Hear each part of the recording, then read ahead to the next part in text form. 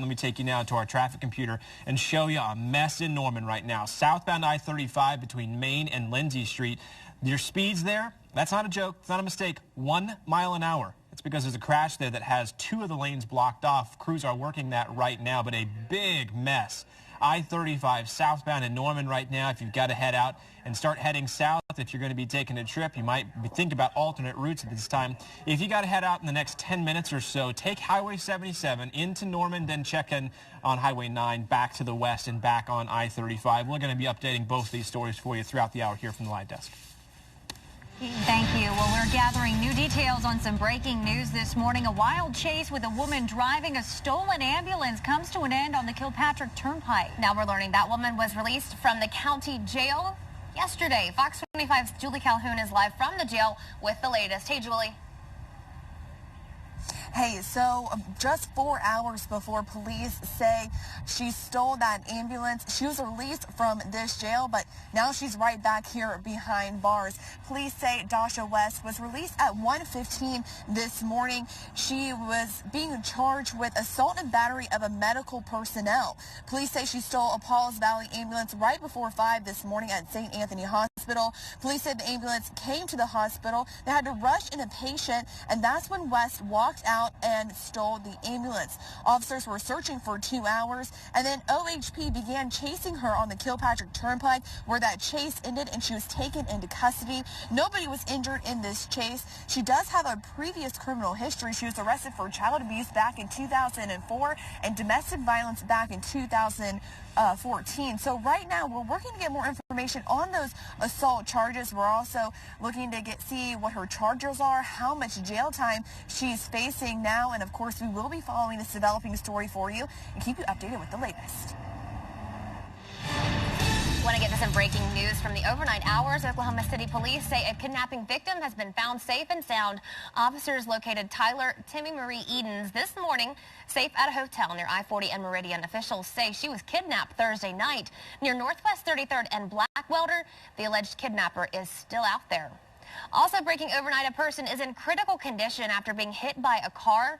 It happened during a police chase near Northwest 12th and Kentucky Street Thursday night.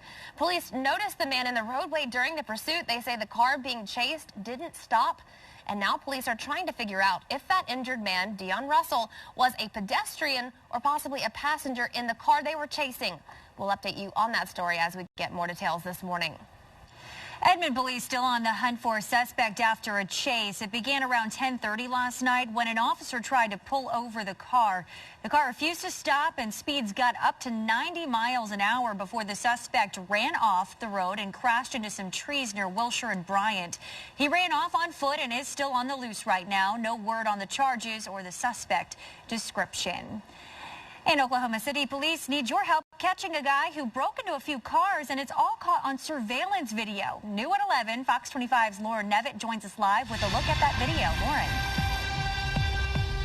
Jennifer, Oklahoma City police detectives are releasing the video of the car burglary suspect and hope you might recognize the distinctive tattoo on his arm. Take a look at this surveillance video. Police say that the guy broke into 2 cars in the 3500 block of Northwest 21st Street. You can see on the video he breaks into one car and then goes to the other car right next to it. But there's something specific police hope you may have noticed. It's the suspect's tattoo. Take a look at this picture of that tattoo. It's on his right arm. If you think you know who this might be, you're called to ask Crime Stoppers at 235-7300. You may remain anonymous, and you could also earn a cash reward. Back to you. Lauren, thank you. This morning, 2 people are hospitalized after a serious motorcycle wreck Thursday night. The accident happening near Northwest 36th and Tulsa. On the motorcycle, a man and a female passenger, they were both rushed to the hospital. Their bike collided with a car, and police are still investigating how that crash happened. Last we heard, the female is in critical condition. This morning, a Metro family pleading for answers after a hit-and-run driver leaves a man clinging to life. On Monday, Julio Sanchez was walking near Santa Fe and 240 when a car hit him and just kept going. Right now, he's on life support at OU Medical, and the driver hasn't been caught. His family wants the person responsible to come forward. Just why? Why you just left him there to die? Why? Why you left him? Why you hit him and didn't stop? Police say they were able to get a license plate, talk to witnesses, and are working on some leads. In the meantime, Sanchez's family says he will soon have to be taken off of life support. And this morning, new details in the Daniel Holtzclaw case. Court officials say they've been unable to serve a lawsuit filed against the former OKC officer because they can't find him. Holtzclaw is currently serving 263 years on sexual assault convictions. Officials say he's been moved to a prison out of state and therefore can't be served with the lawsuit. It was filed in federal court by 7 women involved in the criminal case. The DOC hasn't said where Holtzclaw is for security reasons, but officials are working with attorneys in order to provide him that petition. This morning, Edmond police are warning drivers about a group of serial burglars targeting cars. Police say they believe the group is from Florida and is responsible for dozens of car break-ins across the metro since last year. They tell us the 2 latest car burglaries happened at an Edmond YMCA and 24-Hour Fitness. Police say the crooks target gyms, parks, and daycares where people have their guard down and they're willing to strike in broad daylight. They carry a window punch. They're not afraid to break the window. They usually work with a group, so there's somebody else in the parking lot that's doing a lookout. And police say they received this surveillance photo of the suspect's car, a black Nissan SUV. So anyone who sees anything suspicious or has any information, they're asked to call police. The Secret Service, FBI, and New York police are all investigating a suspicious letter sent to one of Donald Trump's sons. Let's take a look at video sent to us this morning from the scene of Trump Park East. It's in Central Park or near Central Park. Trump's wife picked up an envelope in the mail and a powder came out. This morning, law enforcement says the suspicious powder was tested and it's just lemonade mix.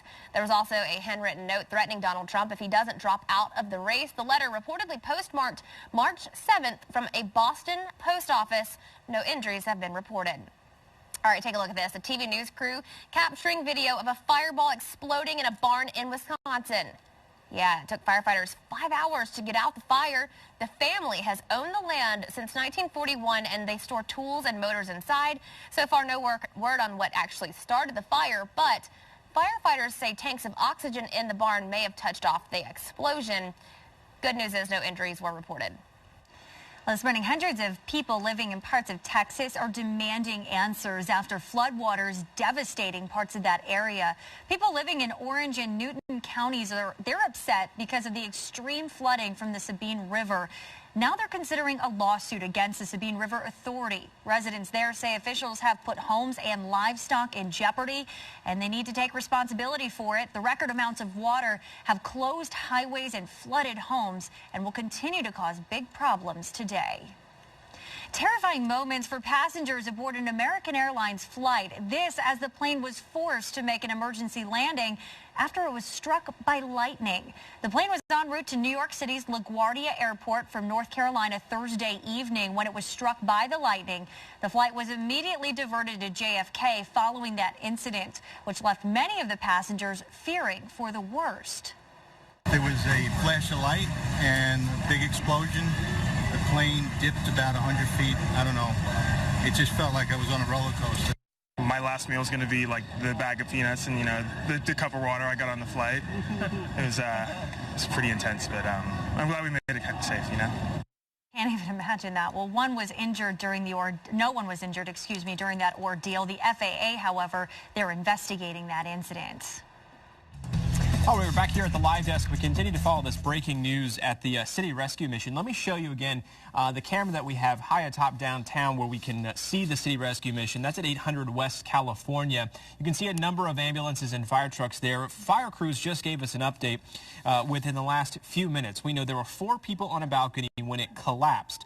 We know that 3 are injured. One of those are severe injuries.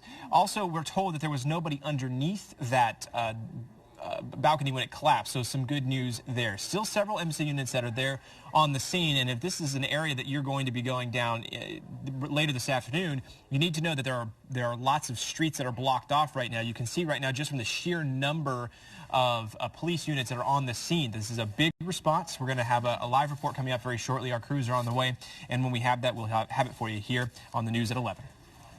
Keaton, thank you. The future of footwear is here. Coming up next, find out why you may never have to tie your shoes again. No Velcro.